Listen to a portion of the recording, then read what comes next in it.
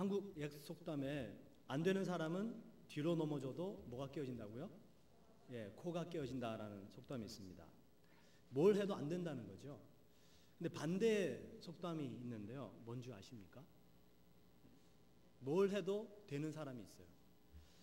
오늘 제목이 뭐라고 되어 있습니까? 되는 집에 가지나무 이렇게 되어 있잖아요. 힌트를 드리면 되는 집은 가지나무에 뭐가 열려요.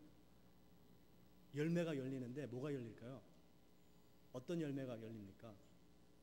혹시 옛 속담 기억나십니까? 저도 사실 처음 알았습니다. 되는 집은 가지나무에 놀라지 마십시오. 수박이 열린답니다. 예, 그러니까 뭘 해도 된다라는 거죠. 안 되는 사람은 뭘 해도 안 되고 되는 사람은 뭘 해도 된다. 옛날 한국 어르신들의 속담입니다. 여러분, 저희들은 믿습니다. 하나님께서 역사하시면 내 힘으로 안 되는 일도 되고 가지나무에 수박이 열리는 역사가 나타날 줄 믿습니다. 사소하게 겪은 안 좋은 일들로요, 나는 뒤로 넘어져도 코가 깨어지는구나 생각하지 마시고, 우리 집 가지나무에도 수박이 열릴 수 있다, 우리 집 가지나무에도 수박이 열릴 것이다 라는 믿음으로 부정적인 생각과 마음을 다스리시기를 부탁을 드립니다. 서로 한번 다시 한번 인사하세요. 얼굴을 쳐다보시면서, 그거 아세요? 우리 집 가지나무에 수박이 열려요.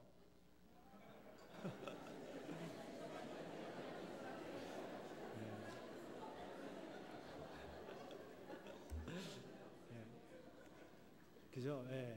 너무 또 이렇게 얄밉게 하지 마시고 좀 이렇게 또 서로 한번 격려해 주세요. 한 번 더. 당신의 집 가지나무에도 수박이 열립니다.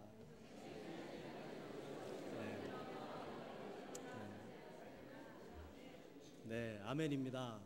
네. 오늘 본문 말씀, 여호와께서 집을 세우지 아니하시면 세우는 자의 수고가 헛되며 여호와께서 성을 지키지 아니하시면 파수꾼의 깨어있음이 헛되도다, 이 말씀이 있는데요. 이 말씀에 한 세 가지 의미를 한번 찾아봤습니다. 첫 번째는 범사의 하나님을 인정해야 된다는 것이고요. 둘째로는 하나님께서 인정하시는 일을 해야 된다는 것입니다. 그래야 헛되지 않다는 것이고, 마지막 세 번째는 하나님께서 원하시는 일, 나에게 원하시는 그 일을 해야 한다는 겁니다. 범사의 하나님을 인정해드리고 하나님께서 인정하시는 그 일을 하고, 또 하나님께서 나를 통해서 이루고자 하는 일들을 한다면 우리 인생 결코 헛되지 않을 줄 믿습니다. 헛되지 않는 정도가 아니라 풍성한 열매로 우리의 삶을 채워갈 수 있을 줄 믿습니다. 범사의 하나님을 인정하라 이렇게 되어 있는데요. 첫 번째입니다. 여호와께서 집을 세우지 아니하시면 세우는 자의 수고가 헛되며 여호와께서 성을 지키지 아니하시면 파수꾼의 깨어있음이 헛되도다. 이 말씀을 반대로 하면요, 여호와께서 집을 세우시면 세우는 자의 수고가 헛되지 않고 여호와께서 성을 지키시면 파수꾼의 깨어있음이 헛되지 않다라는 것입니다.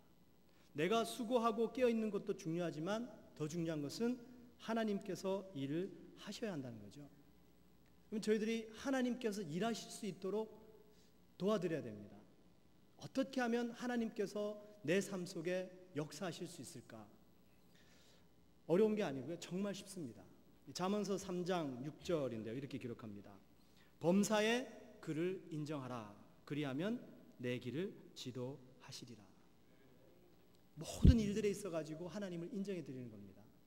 내가 할 수 있는 일에도 하나님을 인정해 드리고요, 내가 할 수 없는 일 속에서도 하나님을 인정해 드리고, 이렇게 항상 하나님을 인정해 드리고 하나님을 내 삶 속에 간섭하시기를 열어드리면 하나님께서 내가 너를 인도해 주시겠다 약속하십니다. 문제는 순간순간 이것을 저희들이 놓치고 산다는 겁니다.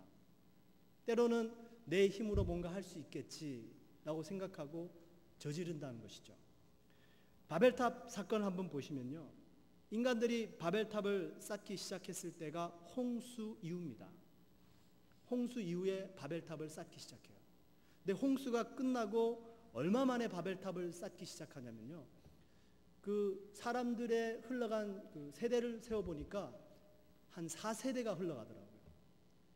그러니까 증조 할아버지, 할아버지, 아버지, 아들, 이 4세대가 흐른 다음에 사람들이 바벨탑을 쌓기 시작합니다. 뭐 연수로 따지자면 불과 한 100년을 조금 넘는 그 정도의 연수입니다. 놀랍지 않습니까, 여러분? 바로 100년 전에 큰 홍수가 나가지고 이 지구에 있던 모든 생물들이 다 죽었습니다. 근데 딱 100년이 지나고 사람들이 다시 힘을 모아가지고 자신들의 이름을 높이기 위해서 바벨탑을 쌓기 시작합니다. 그 기술이 얼마나 뛰어났던지 벽돌을 구워서 사용했습니다. 벽돌을 구워서 사용했고 벽돌과 벽돌을 쌓으면서 그것을 서로 붙이기 위해서 역청을 이용했다고 성경은 기록합니다. 그러니까 여러분, 기술이 대단하죠. 이 기술력을 가진 이들이 이렇게 얘기합니다. 성읍과 탑을 건설하여 그 탑 꼭대기를 하늘에 닿게 하여 우리 이름을 내고 온 지면에 흩어짐을 면하자 하였더니, 결국 이들의 기술력, 단결력, 엄청난 일을 계획하고 세워보지만 어떻게 됩니까? 하나님께서 이 작업을 더 이상 진행되지 못하도록 막으시죠. 이들의 언어를 혼잡하게 만들어 버리십니다. 서로 소통이 안 되게 만들어 버리십니다. 그리고는 이 사람들 모두가 다 세계 각지로 흩어져 버리는 사건이 나타나게 되죠. 하나님을 인정해 드리지 않고 자신들의 실력과 자신들의 이름을 높이려 했던 이 모든 수고가 결국에는 다 헛수고가 되어 버렸다는 겁니다. 반대로 여러분, 하나님을 인정해 드렸던 믿음의 사람들, 이 사람들이 완벽했던 것 아닙니다. 부족하고 연약했고 죄도 때로는 지었습니다. 그럼에도 불구하고 매 순간순간마다 하나님을 인정해 드렸더니 하나님께서 이들을 인도해 가시는 것을 보게 됩니다. 야곱의 삶을 한번 보시면, 야곱은 정말로 우여곡절이 많은 삶을 살았던 사람입니다. 그런데 이 사람은 끊임없이 매 순간순간마다 하나님을 인정해 드렸습니다. 야곱이 형과 아버지를 속이면서까지 장자의 축복을 받고 싶어 했잖아요. 잘못된 겁니다. 속였다는 것, 거짓을 했다는 것, 잘못된 거죠. 근데 또 다른 차원에서 보면은 그 정도로 하나님의 축복을 인정하고 받고 싶었다는 겁니다. 결국 이 야곱은 형과 아버지를 속인 대가로 자기 집에서 살지 못하고 도망갑니다. 고향을 떠나서 삼촌 라반의 집으로 도망을 가게 되는데, 그리고 거기서 10수년간 삼촌 밑에서 일을 하다가 가족을 거느리고 부자가 되어서 다시 고향으로 돌아옵니다. 바로 형 에서를 제외하기 직전이었습니다. 하나님의 사자를 만나서 씨름하게 되죠. 이 하나님의 사자를 만나서 씨름하면서도 야곱은 그 사자를 놓지 않습니다. 뭐라고 얘기합니까? 나를 축복하지 않으면 내가 당신을 절대로 보내지 않겠습니다 얘기합니다. 그 결과 야곱은 환도뼈가 어긋나게 됩니다. 다리를 절게 되죠. 야곱은 그 천사 하나님의 사자와 씨름하면서도 알았습니다. 이 하나님의 사자는 축복권이 있다. 내가 이 사람한테서 축복을 받지 못하면 나는 살지 못한다라는 것이었습니다. 천사의 환도뼈를 맞아서 다리를 절면서 날이 밝은 아침에 형 에서와 재회하게 됩니다. 극적인 재회죠. 하나님의 도우심으로 형 에서가 야곱을 껴안고 화해하게 됩니다. 그리고 이 에서와 야곱이 화해한 다음에 야곱이 세겜으로 갑니다. 그곳에서 다시 한번 삶의 터전을 꾸릴 요량으로 세겜으로 가서 제일 먼저 한 일이 뭐냐면요, 거기서 땅을 사가지고, 어느 작은 땅을 사가지고 거기다가 제단을 쌓고 하나님께 제사를 드립니다. 예배를 드립니다. 그리고 그곳에 이름을 짓는데요, 뭐라고 짓냐면 엘 엘로헤 이스라엘 이렇게 짓습니다. 야곱이 자기 평생의 수건이었던 형 에서와의 관계가 회복되어지고 난 후에 처음으로 드리는 예배였습니다. 여러분, 얼마나 감격이 넘쳐났을까요? 살아가면서 마음속에 항상 뭔가 풀리지 않은 매듭이 있습니다. 뭔가 시원하지 않은, 뭔가 막힌 것 같은 것이 있었습니다. 자신의 속임 때문에, 거짓 때문에 형과의 관계가 깨어졌던 거죠. 근데 그 수건이 완전히 해결되어 버렸습니다. 그리고 하나님 앞에 나와서 예배를 드립니다. 여러분, 그 예배의 감격은 아마 상상할 수 없을 정도로 정말로 자유롭고 감격이 넘치고 기뻤을 줄 믿습니다. 그때 이 야곱이 그 장소를 엘로헤 이스라엘 이렇게 짓습니다. 엘이라는 말은 하나님이란 말이거든요. 그러니까 하나님이 두 번 나오죠. 하나님, 하나님은 이스라엘의 하나님입니다 라는 뜻입니다. 하나님, 당신은 나를 내 고향으로 편안하게 돌아오게 했고 나를 지금까지 지켜주셨고 나를 지금 여기까지 안전하게 인도하신 분 바로 당신이 있습니다. 하나님, 나의 하나님, 엘로헤 이스라엘입니다. 여러분, 저희들이 하나님을 인정해 드리는데요, 천지 만물을 지으시고 이 세상 모든 것을 다스리시고 좋습니다. 근데 저희들이 정말로 인정해 드려야 될 게 뭐냐면 하나님은 나의 하나님이다라는 겁니다. 하나님은 나의 하나님.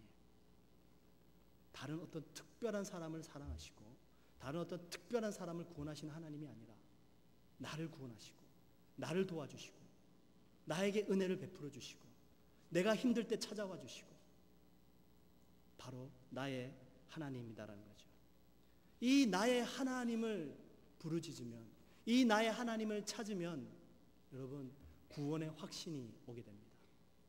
시편 18편의 기자가 1절부터 3절까지 이렇게 기록합니다. 끊임없이 나의 하나님을 노래합니다. 나의 힘이신 여호와여, 내가 주를 사랑하나이다. 여호와는 나의 반석이시요 나의 요새시요 나를 건지는 이시요 나의 하나님이시요 내가 그 안에 피할 나의 바위시요 나의 방패시요 나의 구원의 뿌리시요 나의 산성이시로다. 내가 찬송받으실 여호와께 아뢰리니 내 원수들에게서 구원을 얻으리라. 나의 하나님, 나를 도와주신 하나님, 내가 그 하나님 앞에 나아갑니다. 시편 118편 28절에는 주는 나의 하나님이시라 내가 주께 감사하리이다. 주는 나의 하나님이시라 내가 주를 높이리이다. 여러분, 저희들이 오늘 주일 예배 드리러 왔습니다. 새벽 예배, 수요 예배 드리러 옵니다. 그때마다 저희들이 반드시 만나고 돌아가야 될 하나님이 누구냐면 나의 하나님, 나의 하나님, 나를 도와주시는 하나님, 나를 구원하신 하나님, 나를 인도해 주실 하나님, 이 하나님을 만나고 인정하고 돌아가야 됩니다. 그래야지 이번 한 주간 승리할 수 있습니다. 저희들이 천지 만물을 지으시고 정말 이 모든 것을 다스리시는 하나님, 근데 그 하나님이 나와 상관이 없어요. 나를 돌아보지 않아요. 무슨 소용이 있습니까? 물론 하나님께 헌신하고 하나님 앞에 정말로 저희들이 희생해야 되는데 이 야곱이 처음부터 베델로 나간 게 아닙니다.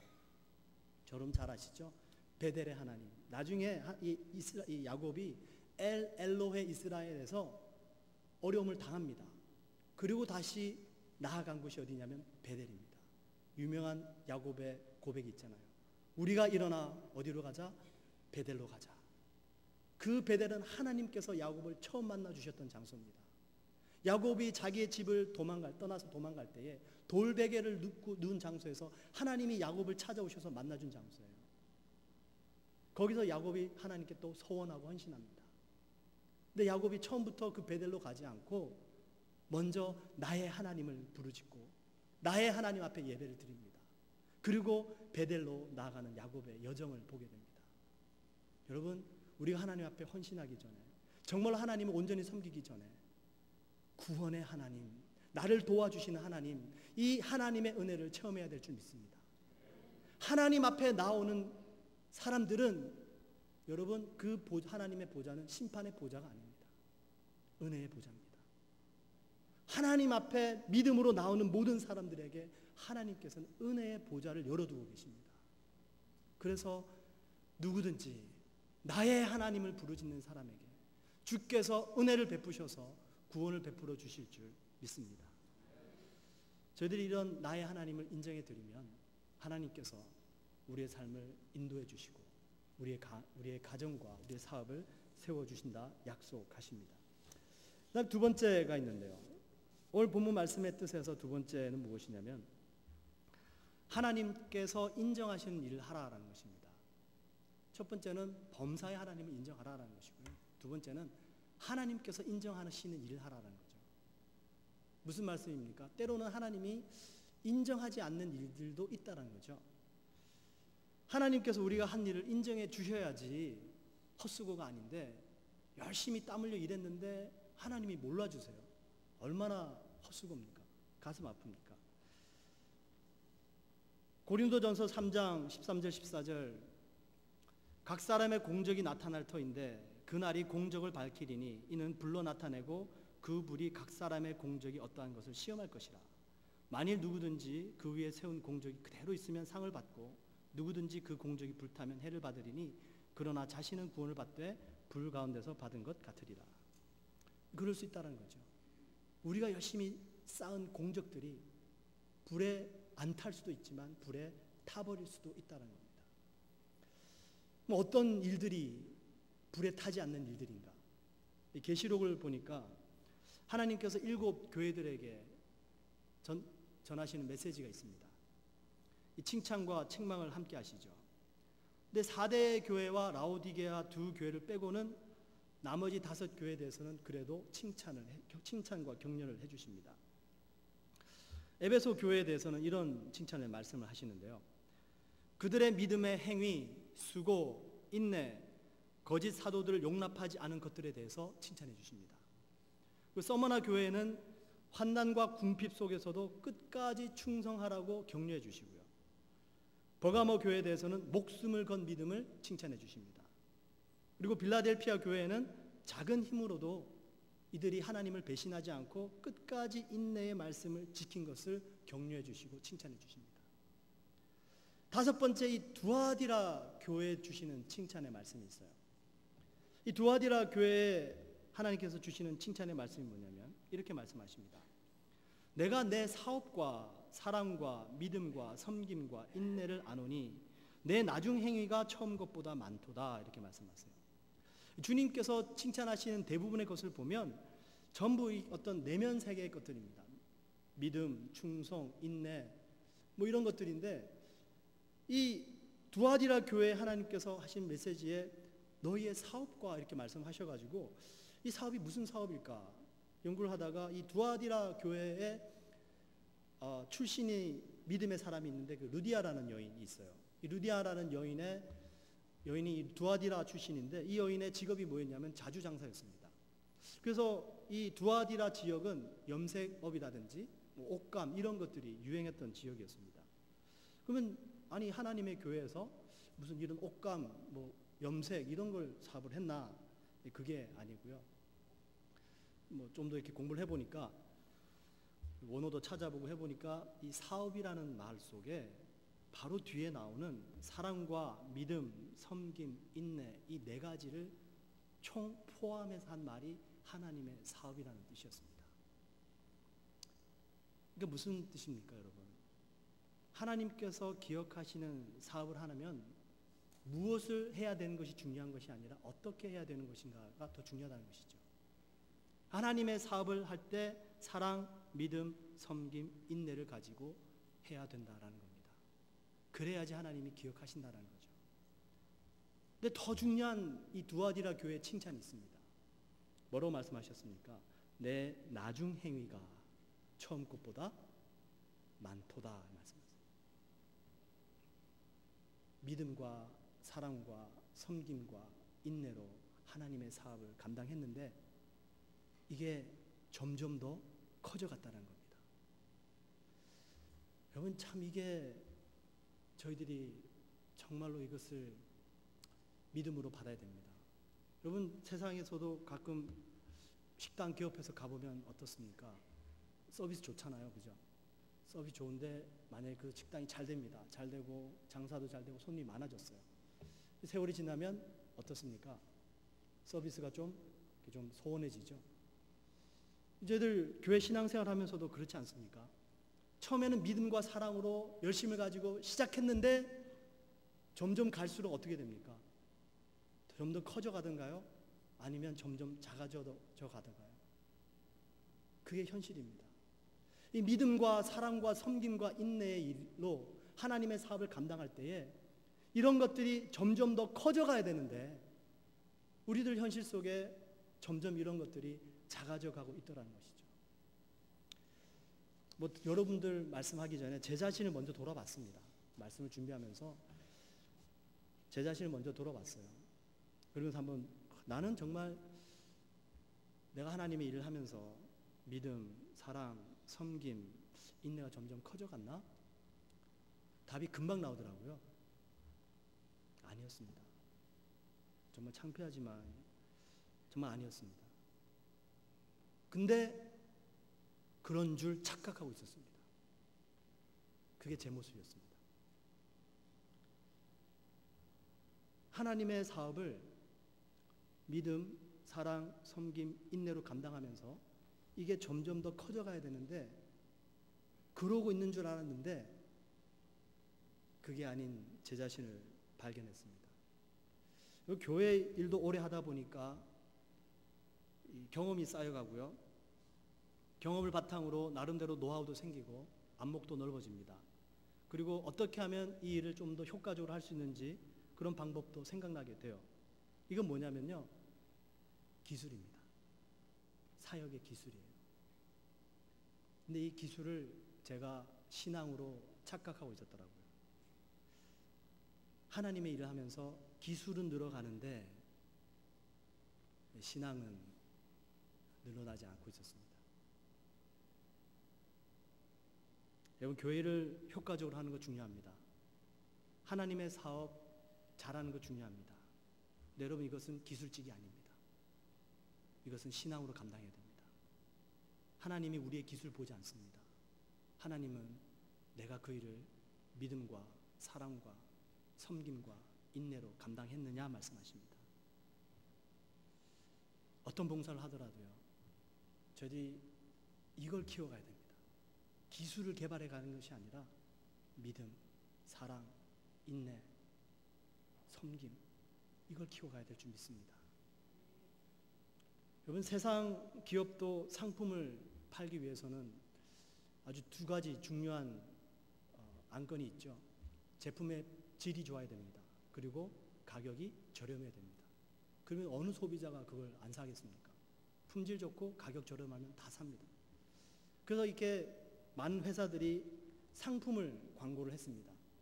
우리 회사는 이런 아주 멋진 제품을 만들고 소비자들 위해서 아주 값싸게 공급하고 있습니다. 근데 언제부턴가 이 상품 광고 대신에 무슨 광고가 나오기 시작하냐면 기업 광고가 나오기 시작해요.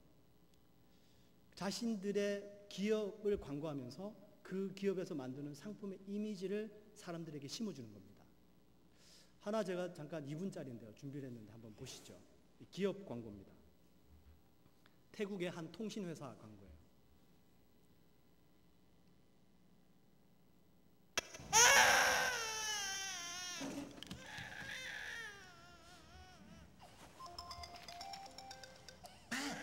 แม่ลูกตื่นมาแล้วร้องใหญ่เลยอะแม่ สงสัยหิวนม นมโอ้ยยังไงอะแม่ เปิดการ์ตูน โอเคก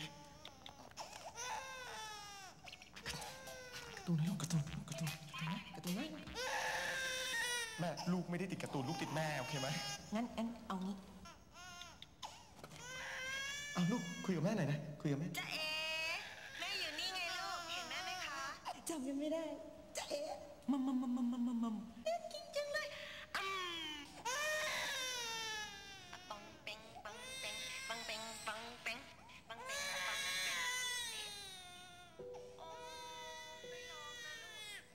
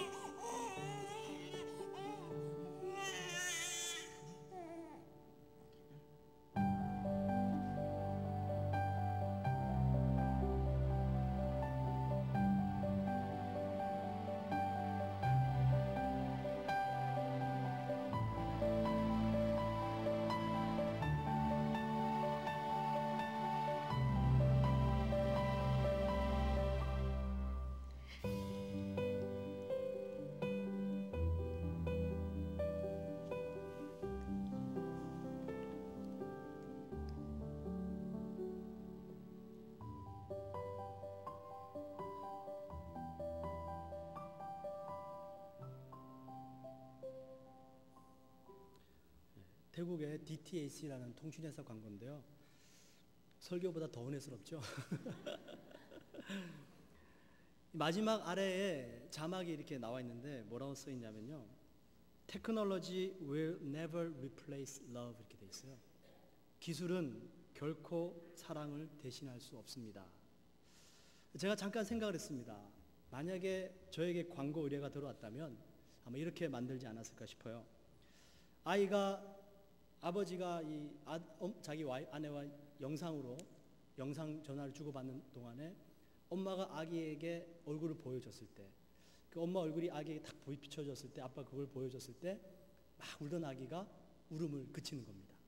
그러면서 마지막으로 처리하는 것이 우리 통신회사의 기술은 어머니의 사랑을 전달합니다. 여러분 한번 써보세요. 이런 아주 구석기 시대적인 발상을 했을 텐데, 이 통신회사는 기술을 파는 사람들입니다. 근데 광고를 그렇게 하질 않아요. 반대로 기술은 결코 사랑을 대신할 수 없습니다 라고 광고합니다. 뭘 말하고 있습니까? 우리 회사는 기술보다 물품보다 사람을 더 중요하게 생각합니다 라는 거죠. 소비자들의 마음을 사겠다는 겁니다.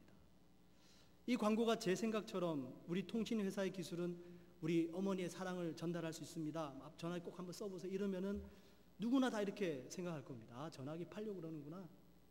자기 통신회사를 이용하게 해서 돈 벌려고 그러는구나. 근데 오히려 기술보다 사랑을 강조하면서 소비자들의 마음을 사겠다라는 저 기업에 여러분 감동이 느껴집니다. 하나님도 우리의 마음의 중심을 보시고 정확하게 아시지만 사람들도 어느 정도 느끼고 압니다. 이 사람이 지금 일을 하기 위해서 나를 이용하려는구나. 이 사람이 정말로 나를 사랑해서 이 일을 함께 하기 원하는구나. 사람들은 모르는 것 같지만 말은 안 하지만 어느 정도는 다 느끼고 압니다. 사람 마음 다 똑같지 않습니까? 나를 사랑해주는 사람과 함께 일을 하고 싶고요. 기업의 이윤보다 사람을 먼저 생각해주는 그런 회사에서 일하고 싶지 않습니까? 근데 현실은 그렇지 않거든요. 교회도 마찬가지지만 때로는 일을 하다 보면 사람보다는 일을 먼저 종종 생각할 때가 있습니다. 이때 어떻게 해야 될까요? 사랑이 없네, 나를 이용하네, 불쾌하다 하지 말아야 될까요? 그건 아니죠. 만약에 우리가 서로가 서로에게 이렇게 비판의 눈으로 불쾌하면서 바라본다면 하나님의 나라는 세워지지 못할 겁니다. 내가 먼저 사랑하자. 내가 먼저 이 분위기를 만들어 가보자. 여러분, 이런 다짐을 한번 해보시는 귀한 시간 되실 수 있기를 주님의 이름으로 축원드립니다. 정말 하나님께서 인정해 주시는 믿음, 사랑, 섬김, 인내가 더 커져가고요. 마지막 날에 절대로 불에 타지 않는 공력, 이것을 우리가 주님 앞에 내어드릴 수만 있다면 우리의 삶은 반드시 든든한 반석 위에 세워지는 귀한 삶이 될 줄 믿습니다.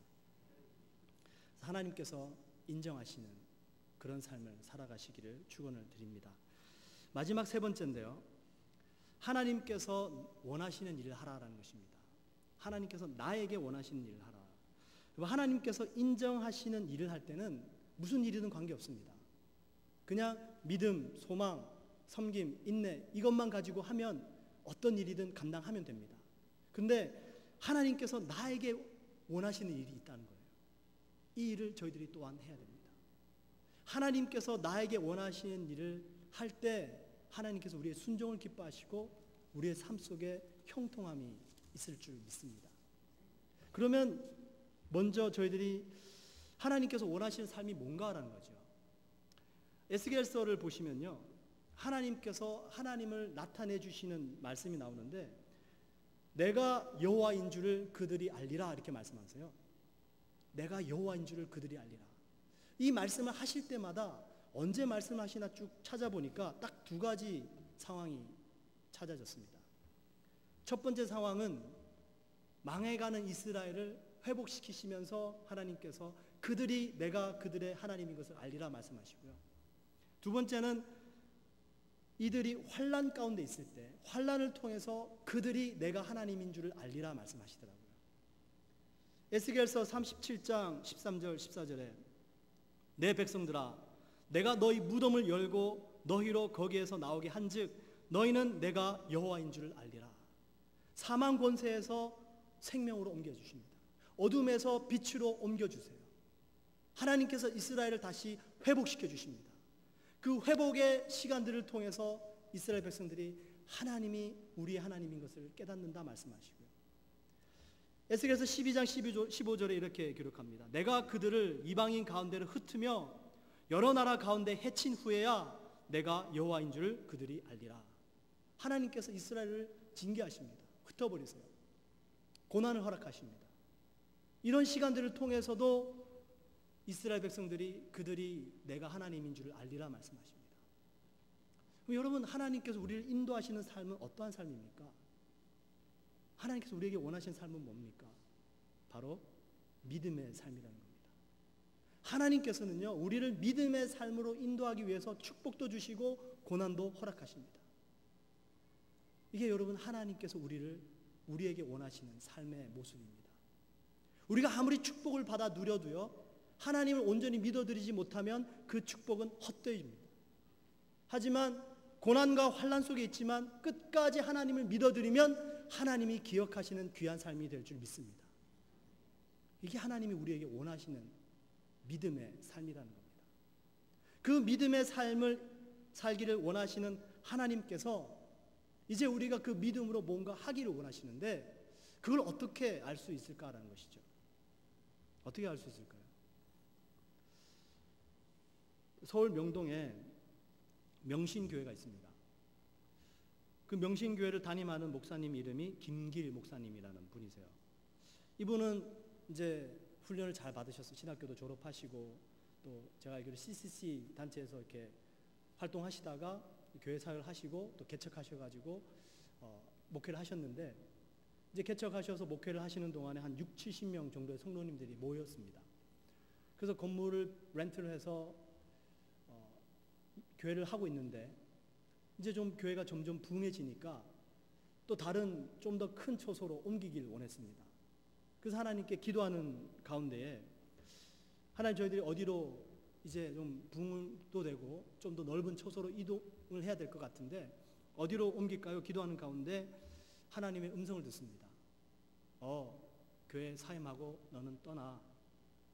이분이 황당하죠. 이제 막 부흥하고 이제 뭔가 열심히 노력하고 이고 가는데 하나님께서 그만두라고 그러시니까 네? 하나님 그럼 저 어디 갑니까? 뭘 하란 말씀입니까? 너는 명동 길거리로 가라 말씀하세요. 그래서 명동 길거리로 가셔가지고 이분이 거기서 노방전도 하시고 거기서 찬양하십니다. 명신교회 이름은 있는데 명동 길거리에 가보시면 건물은 없어요. 이분이 추구하는 교회가 뭐냐면 이 건물 없는 교회입니다. 건물이 없이 그냥 길거리에서 모여가지고 하나님을 주일날 예배합니다. 하나님께서 이분에게 그걸 시키셨대요. 그러면서 또 언제라도 하나님께서 또 옮기시면 옮기실 준비를 하신다고 하는데 그렇게 이분이 사역을 하는데 한 번은 그 명동 길거리에 혼자 서서 전도하고 혼자 서가지고 찬양하고 이러고 있는데 하나님께서 이분한테 명동 길거리를 오고 가는 사람들의 얼굴을 보라고 말씀하셨습니다. 그래서 서 있다가 이렇게 지나가는 사람들 얼굴을 이렇게 자세히 살펴봤대요. 그들의 지나가는 사람들의 얼굴을 자세히 살펴보는데 신기하게도 그 사람들의 얼굴 표정에서 저들이 왜 이곳에 왔는지를 알아지더랍니다. 아, 저 사람은 여기 명동에 옷을 사러 왔구나. 아, 저 사람은 이 명동에 친구 만나러 왔구나. 아, 저 사람은 이 명동에 밥 먹으러 왔구나. 그 사람들의 표정을 통해서 왜 그곳에 왔는지를 알아지더라는 겁니다. 그러면서 하나님께서 이분이 목사님에게 하시는 말씀이 많은 사람들이 교회를 오는데 다 자기 필요를 채우기 위해서 저렇게 이 명동에 오는 사람들처럼 나를 찾아오는구나. 나에게 영광을 돌리라. 너는 이 명동 길거리 한복판에서 전부 자기의 필요를 따라 사는 사람들 앞에서 너는 나에게 영광을 돌리라 이렇게 말씀하셨답니다. 그래가지고 혼자 서가지고는 하나님 앞에 찬양으로 영광 돌리고. 여러분 무슨 말씀이냐면 하나님께서 내게 원하시는 일, 그것은 여러분 어렵지 않습니다. 하나님께서 나에게 보여주십니다. 그 명동 길거리 아무도 하나님을 예배하는 자가 없습니다. 하나님께 영광 돌리는 자가 없습니다. 하나님께서 그 목사님에게 너는 나에게 영광을 돌리라 말씀하십니다. 여러분 교회에서, 가정에서, 직장에서, 여러분들의 삶의 터전 속에서 여러분들 무엇이 보여지십니까? 뭐가 안 좋은 것들이 보여지세요? 뭐가 안 되는 것들이 보여지십니까? 그때 여러분 어떻게 반응하십니까? 하나님께서 저희들에게 원하시는 것, 나에게 원하시는 것, 나에게 그것을 보게 하십니다. 내 눈에 그것이 보여진다라는 사실이에요. 다른 사람들 눈에는 안 보여질 수 있습니다. 근데 내 눈에는 보여집니다. 어떻게 해야 될까요? 하나님께서 그 일을 나에게 하라고 하신 겁니다. 여러분 그것이 내 혼자 할 수 없는 일이라면 조직해야 되겠죠. 교회 믿음의 사람들을 통해서 이 일을 하고 싶습니다. 이 일이 제게 보여집니다. 함께 합시다. 가정에서도 마찬가지고요. 직장에서도 마찬가지고요. 여러분 문제를 보고 안 되어지는 것을 보고 비평하고 불평하고 불만을 토하면 어떻게 되겠습니까? 하나님의 나라가 서지 않습니다. 하나님께서는요 우리의 눈을 열어서 그런 일들을 나에게 보여주십니다. 마태복음 25장에 보시면 예수님께서 의인들에게 하시는 말씀이 있어요. 내 아버지께 복을 받을 자들이여 나와 창세로부터 너희를 위하여 예비된 나라를 상속받으라. 내가 줄일 때에 너희가 먹을 것을 주었고 마를 때에 마시게 하였고 나그네 되었을 때에 영접하였고 헐벗었을 때에 옷을 입혔고 병들었을 때에 돌보았고 옥에 갇혔을 때에 와서 보았느니라. 이에 의인들이 대답하기를 주여 우리가 언제 주께서 줄인 것을 보고 음식을 대접하였습니까? 언제 목마르신 것을 보고 마시게 하였습니까? 어느 때에 나그네 되신 것을 보고 영접하였으며 언제 헐벗으신 것을 보고 입혔나이까? 어느 때에 병드신 것이나 옥에 갇히신 것을 보고 가서 배웠나이까? 내가 진실로 너에게 이르노니 여기 내 형제 중에 지극히 작은 자 하나에게 한 것이 곧 내게 한 것이라. 이 의인들의 눈에 뭐가 보여졌습니까? 예수님이 보여졌습니까? 하나님이 보여졌습니까? 아닙니다. 그냥 사람들의 필요가 보여진 거예요. 뭔가 그들을 어떻게 하면 내가 도와줄 수 있을까? 그것이 그냥 보여진 겁니다. 큰일일까요? 신에게는 아직 12척의 배가 있사옵나이다. 300척을 부수게 이거 아니거든요. 여러분 하나님께서 지금 나에게 아주 작은 것들, 내 주위 사람들, 내가 있는 바로 그곳에 내 삶 속에서 되어지지 않는 부분들 내게 보여주신다면 여러분 감당하실 수 있기를 주님의 이름으로 축원드립니다. 이게 뭐냐면 매 순간순간 내 삶 속에서 하나님을 체험하는 겁니다. 다른 게 아니에요. 여기 예수님이 칭찬하시는 의인들 보세요. 자기들이 한 일을 자기들도 몰라요. 아니 예수님 언제 그러셨습니까? 우리가 언제 예수님께 그렇게 했습니까? 그들의 눈에 그분이 예수님이라고 안 보여졌습니다. 그들의 눈에 그분이 하나님이라고 안 보여졌습니다. 그들이 일을 하면서도 이것은 하나님의 일이야 라고 하면서 생각하지 않았다는 것이에요. 저희들 제 자신도 그렇지만 종종 이런 생각하잖아요. 내가 보람을 느껴야 되고 내가 이 일을 하면서 뭔가 추억으로 간직할 수 있어야지 돼야지 그래도 의미가 있고 하나님이 나에 맡겨주신 건 줄 알고 내가 감당을 하지. 그게 아니다라는 겁니다. 그냥 막 문제들이 보여져요. 안 되어지는 것들이 보여집니다. 어떻게 할까요? 여러분 하나님의 이 귀한 음성을 들으실 수 있기를 주님의 이름으로 축원드립니다. 그 작은 일들을 내가 했더니 쌓여서 어떻게 됩니까? 하늘의 상급이 됩니다. 나는 기억 못하는데 우리 주께서 기억하시더라라는 겁니다. 큰 업적이 아니라는 거죠. 누구나 할 수 있다라는 겁니다. 우리 하나님께서 우리에게 원하시는 삶, 믿음의 삶으로 인도하십니다. 그리고 조금만 눈을 돌려서 다른 사람들을 배려하기를 원하십니다. 이것이 여러분 하늘의 큰 상급으로 쌓인다면 누구라도 할 수 있습니다. 이게 하나님의 은혜 아닙니까? 야, 너 이순신 장군처럼 12척 가지고 300척 부셔, 이러면은 골치 아프죠. 그거 아닙니다, 여러분. 아주 작은 일, 내가 처한 그 삶 속에서 내 눈에 보여지는 일들, 이 일들을 감당할 때 하늘의 상급이 쌓이는 줄 믿습니다. 말씀 정리하겠습니다.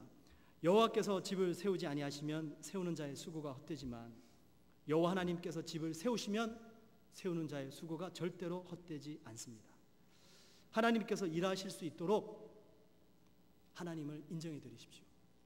나의 하나님으로 인정해 드리십시오.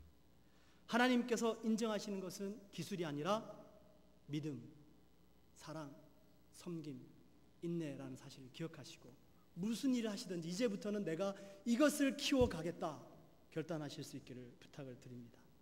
하나님께서는 여러 가지 방법을 통해서 하나님의 백성들 믿음의 삶으로 인도해 가시고요. 그렇게 그 믿음의 삶으로 인도해 가시면서 아주 작은 일들을 우리에게 하기를 원하십니다. 큰 일이 아닙니다.